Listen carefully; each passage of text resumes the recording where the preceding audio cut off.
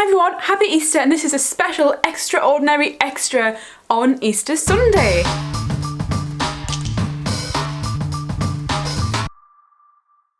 So yeah, that's right, it's Easter Sunday now. Happy Easter. Let us know in the comments what you're up to today to celebrate this very special day in our calendar generally, but especially in the church's calendar. Easter is a huge deal. Many would say more than Christmas, and I hope you are celebrating with Easter eggs or time together as a family, or just doing something that you enjoy today and giving thanks to God for that. So this week is actually the beginning of a whole week of Easter. And Easter goes on for a lot longer than we probably imagine. And Tom, our lead lay chaplain for the St Thomas Aquinas Catholic Multi-Academy Trust, so Leicester area, has prepared a bit of a reflection on today's Gospel. So before we go on and explore the week ahead of us and explore how much we're going to celebrate, we're going to listen to Tom. Hello everyone, happy Easter. Let's have a look at today's Gospel together. So this is a reading from the Gospel according to John. Early on Sunday morning, while it was still dark, Mary Magdalene went to the tomb and saw that the stone had been taken away from the entrance. She went running to Simon Peter and the other disciple whom Jesus loved, and told them, "They have taken the Lord away from the tomb, and we don't know where they've put him." Then Peter and the other disciple went to the tomb. The two of them were running, but the other disciple ran faster than Peter and reached the tomb first. He bent over and saw the linen cloths, but he did not go in. Behind him came Simon Peter, and he went straight into the tomb. He saw the linen cloths lying there, and the cloth which had been around Jesus' head. It was not lying with the linen cloths, but it was rolled up by itself. Then the other disciple, who had reached the tomb first, also went in, and he saw and believed.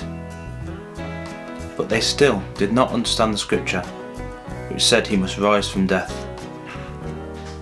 Then the disciples went back home. The Gospel of the Lord. I wonder what the biggest surprise is that you've ever had. One of mine is this. Coventry City being top of the league with a game in hand, looking at them up win the league. It's something I never thought I would ever see, and it's one of the many reasons why I'm looking forward to everything being back to normal and the football season starting again. But I wonder what yours is. Your biggest surprise might be maybe a surprise party that someone threw for you, or maybe it was a wonderful gift that someone surprised you with that you weren't expecting, or possibly a surprise twist in a film that made you jump. What happens in the Easter story, the resurrection, for us isn't a surprise at all really. We've been expecting it, and we've been preparing for it throughout the whole of Lent. But for the disciples and for Mary Magdalene, it was a massive surprise. It was something they weren't expecting. For the disciples and for Mary Magdalene, finding the empty tomb probably didn't fill them with the joy that we expect it would. I think reading between the lines, it seemed like it made them scared, it made them angry, maybe confused, maybe a bit alone.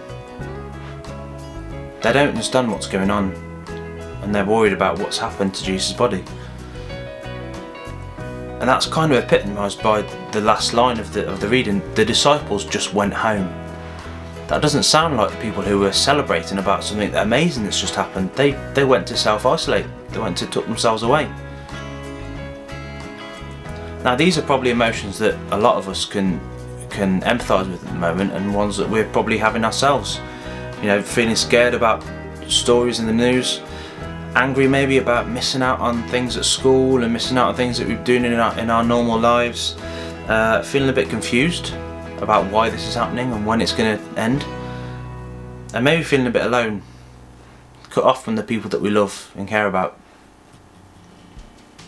But the Easter story isn't one of sadness or loneliness. If I'd carried on reading in the scripture there, a little bit later on we hear about how Mary Magdalene is stood at the tomb by herself. The disciples have gone off home and she stood there crying when Jesus appears to her to comfort her, to cheer her up. And instantly her mood is changed from one of despair to one of joy. And she runs home, she chases after the disciples to go and tell them what's happened. And again, I can only imagine what their mood was like, how it must have changed from one of despair and sadness to one of excitement and joy and celebration. This Easter is an invitation for us to try and change our focus too, from one of maybe worry or anxiety to one of joy and happiness. Let's give our worries to Jesus. He's there for us, to look after us, just like he was there for Mary when she was upset. And let's try and look for the opportunities that this situation might bring us. Maybe the opportunity just simply to spend more time at home with our families, and we wouldn't normally get to do that. Maybe it's the opportunity to try and learn something new. I'm trying desperately to become better on the electric guitar, and I know of lots of people who are trying to learn to play a musical instrument, so maybe you can use this time to learn a new talent. Or possibly it's the opportunity to catch up with friends and family over phone or over the internet that we haven't spoken to for a long time. But it's also an opportunity for us to spend a bit more time with God and to develop that relationship and to become a bit closer with him.